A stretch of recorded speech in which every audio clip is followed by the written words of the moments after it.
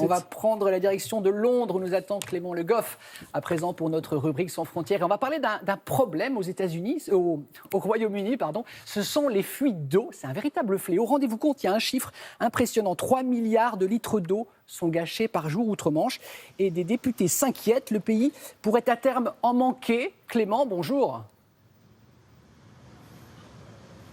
Bonjour Damien. Eh bien oui, vous allez me dire, c'est un peu un comble dans un pays où il pleut relativement souvent. Mais effectivement, le Royaume-Uni pourrait manquer d'eau dans 20 ans. Alors pas partout, pas tout le temps, mais dans certaines régions, en 2040, les robinets pourraient ne plus couler. Alors vous l'avez dit, c'est un rapport parlementaire très sérieux qui alerte. Alors pourquoi ? Eh bien d'abord, l'eau est de plus en plus consommée ici. Et puis surtout, il y a un énorme gaspillage sur le réseau.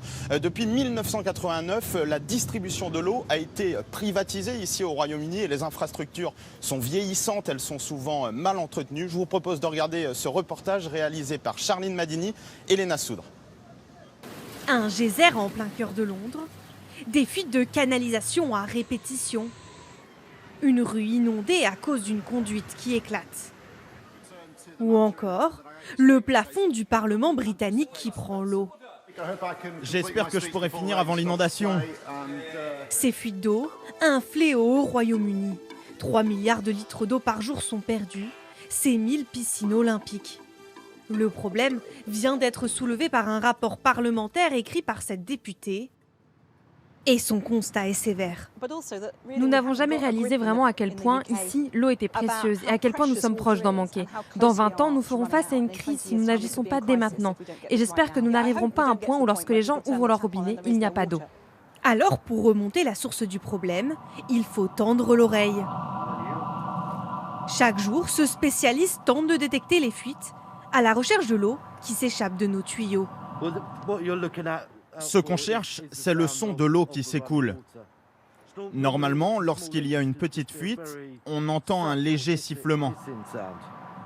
Le problème à Londres, les canalisations datent de l'époque victorienne, elles sont vétustes et les remplacer serait trop coûteux pour les compagnies de gestion de l'eau. Parfois, ces compagnies prennent la décision de seulement rafistoler une canalisation très ancienne. Alors c'est comme des pansements et il y a des endroits où il n'y a que ça, alors que ça devrait normalement être réparé. Ils devraient mettre plus d'argent pour remplacer et non pas pour rafistoler parce que c'est moins cher sur le court terme. Les entreprises de gestion de l'eau, elles, assurent que ces fuites sont en diminution, mais le gouvernement leur a fixé un objectif, 1/3 de fuites en moins d'ici 2030. Clément, donc les autorités s'inquiètent au Royaume-Uni, mais comment ça se passe ailleurs, dites-nous ?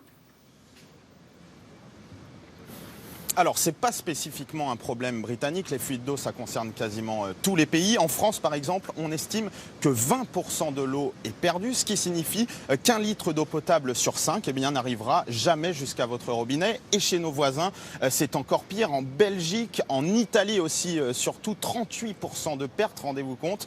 Et cet accès à l'eau, ça pourrait devenir un sujet majeur en Europe dans les prochaines années parce que la consommation ne fait qu'augmenter et dans le même temps, la ressource n'est pas inépuisable.